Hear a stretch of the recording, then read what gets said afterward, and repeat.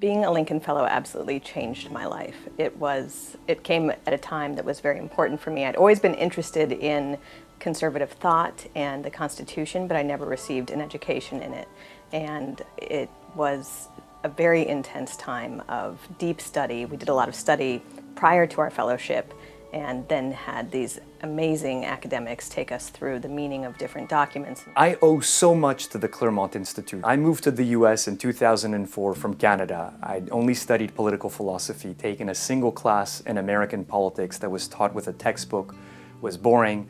I circled the right multiple choices and I moved on. What Claremont supplied was a rigorous philosophical grounding, an anchor for the conservative positions I had espoused. I think one of the great things about the Claremont Institute fellowships, they fill a unique void that really no other fellowship fills, and really no university can fill. I had the benefit of having a very good education, but even the person that I thought gave me the best education thought if I was going to be who he thought I could be, that I had to go to the Claremont Institute. For him, the Claremont Institute was the finishing school.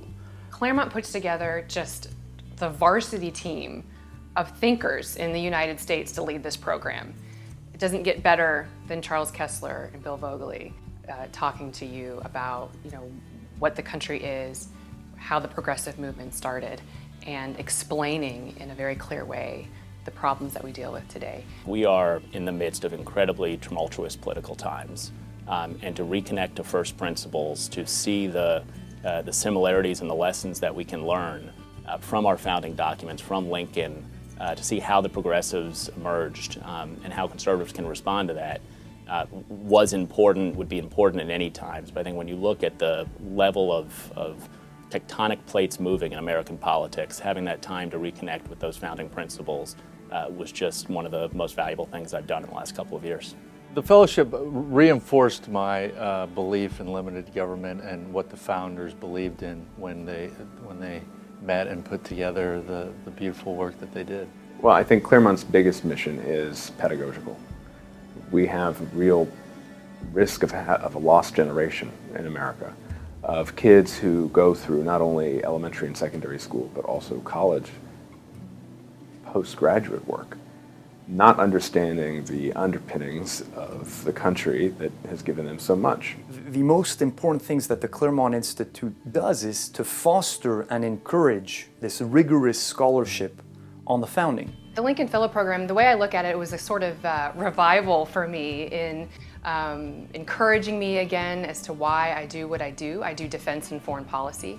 And I think you can sort of get in a rut out here in DC as we debate and as we sort of set up agendas that we try to accomplish. But the Lincoln Fellow Program sort of reoriented me.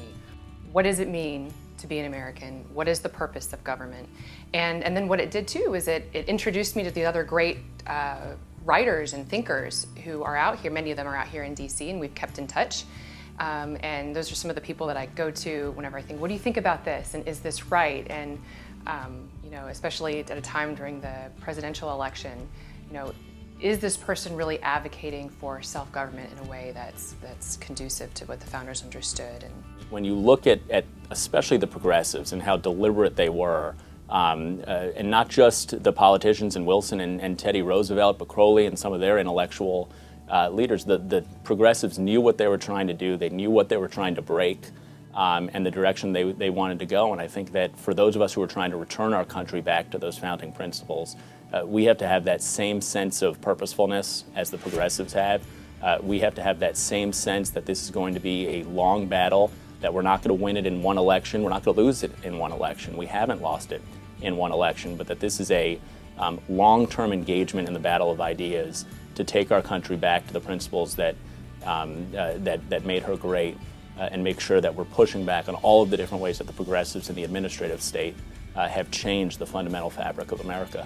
These are times when we need statesmanship, and I think the Lincoln Fellowship is one of the most important things that's going on right now to create statesmanship in public life. Who else is cultivating bright, engaged, thoughtful conservatives operating in various realms in the right age group, investing in them strategically and staying in touch with them? Claremont stays in touch with you. There's the Claremont Review of Books, there are the alumni events, and we're fostering this community. The fellowship, it only lasts a week, but what you remember and what you use is worth a lifetime. You know, Claremont's made all the difference in my life. I mean, it introduced me to a better understanding of America, a way in which to actually take my kind of own ambition and my own purpose in life and attach it to something clearer and more purposeful.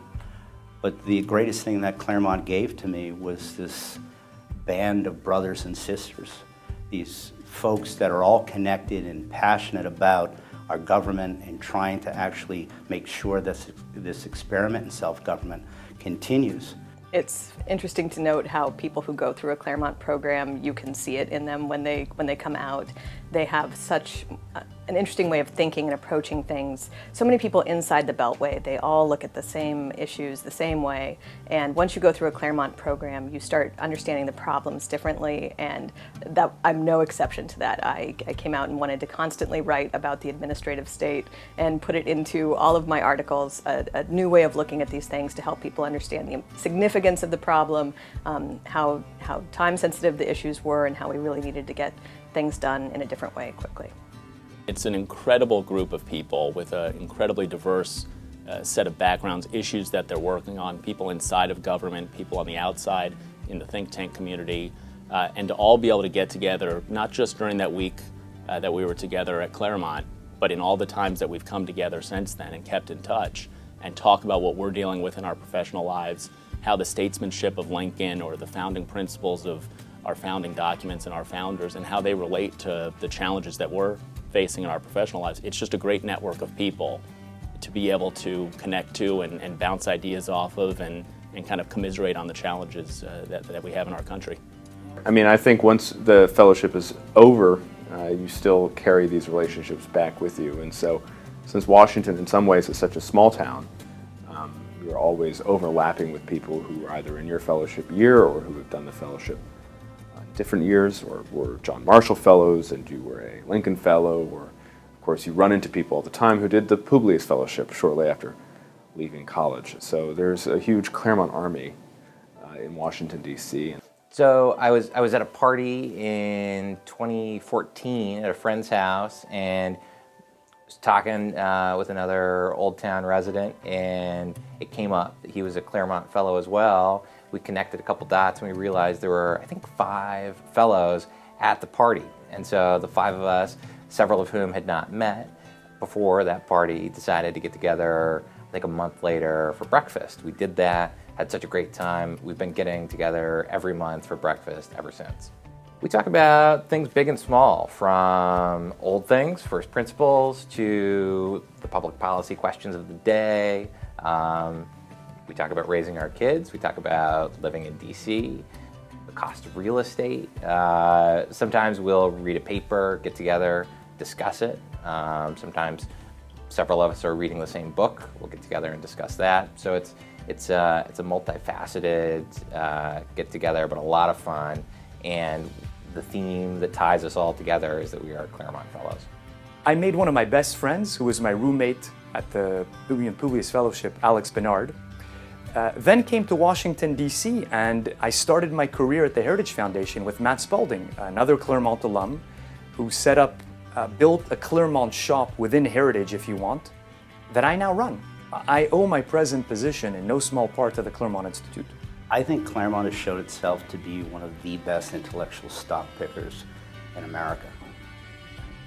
You have looked at the world with the idea of the future, and you found the people 20 years before they were supposed to be anybody, and you got to them, you educated them, and you brought them into a revolutionary network that is producing its fruits today. There's so many different programs that you can support as a conservative, but I think we've seen that a lot of effort has been expended to try and improve the country, and not a lot of good changes happening. Claremont is unique in that they actually offer solutions to the problems that we're facing. They understand the seriousness of the problem and how we got there, and and what people can do to improve the situation. It's not a huge program, but they are very good at figuring out who would be a good candidate. They put together great networks. They help us keep in touch with each other, and this provides more bang for the buck than a lot of other programs that are out there. they don't have the short game in mind, they have the long view in mind. And they're leaving behind, I think, a great legacy.